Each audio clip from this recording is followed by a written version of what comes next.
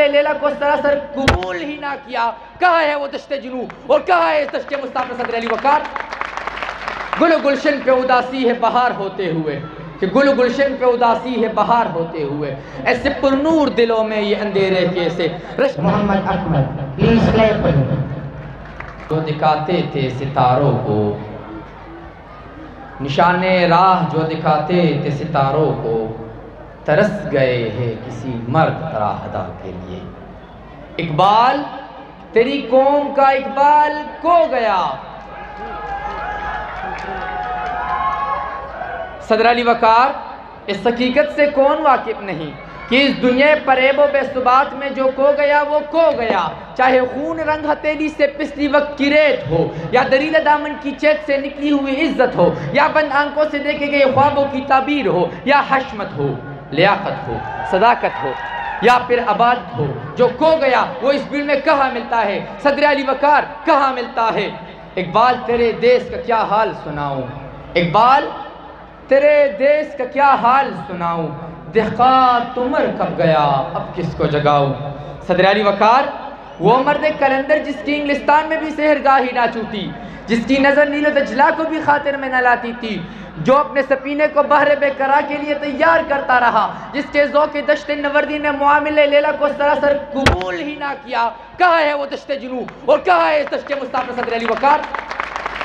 گل و گلشن پہ اداسی ہے بہار ہوتے ہوئے، کہ گل و گلشن پہ اداسی ہے بہار ہوتے ہوئے، ایسے پرنور دلوں میں یہ اندھیرے کیسے.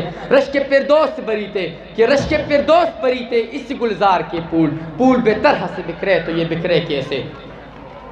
صدر علی وقار زندگی کے جس شعبے میں بھی نظر دوڑائے، اس قوم کی پستی و زبوخاری کا کوئی ثانی نہیں.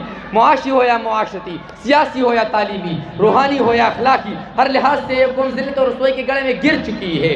اقبال نے جس مرد مومن کی سربلندی کے خواب دیکھے تھے، حرص و ہوس کے دریا میں ڈوب کر اپنے مکان سے گر چکا ہے.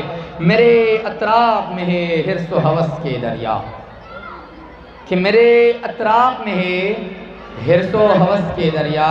جمال شاہ صاحب ملاحظہ کیجئے کہ میرے اطراف میں ہے حرص و ہوس کے دریا. میرے ساتھیوں سنو، میں کہیں ڈوب نہ جاؤں مجھے باہ دینا.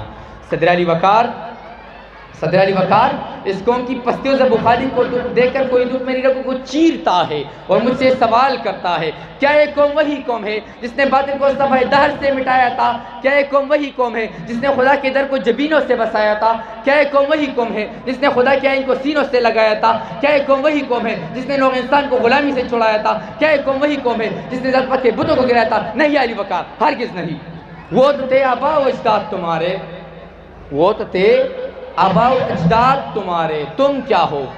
کہ وہ تو تھے آبا و اجداد تمہارے، تم کیا ہو؟ ہاتھ پہ ہاتھ رکھے منتظر باندھ لو.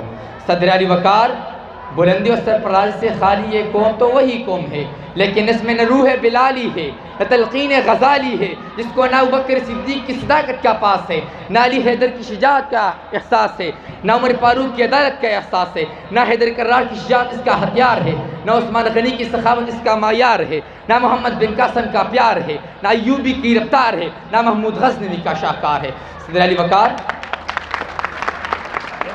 صدر علی وقار کہنے کو تو بہت کچھ ہے، لیکن میں اپنے تقریر کا اختتام چند ہی اشعار پر کرنا چاہوں گا اور چاند سے مخاطب ہو کر یہی کہوں گا کہ یہ دیس ہے اندھے لوگوں کا، یہ دیس ہے اندھے لوگوں کا. اے چاند یہاں نہ نکلا کر، اے چاند یہاں نہ نکلا کر، یہاں الٹی گنگا بہتی ہے، کہ یہاں پر الٹی گنگا بہتی ہے.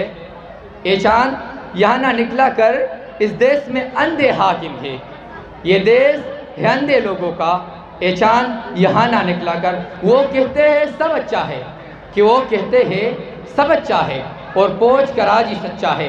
یہاں پر کاروبار بہت ہے، یہاں پر کاروبار بہت، اس دیس میں گردے بکتے ہیں.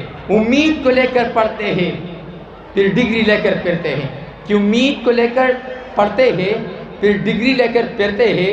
جب جاب نے ان کو ملتی ہے پھر خود کش حملے کرتے ہیں، پھر خود کش حملے کرتے ہیں. یہ دیس ہے اندھے لوگوں کا. سنو کہ یہ دیس ہے اندھے لوگوں کا. اے چاند یہاں نہ نکلا کر، اے چاند یہاں نہ نکلا کر. والسلام.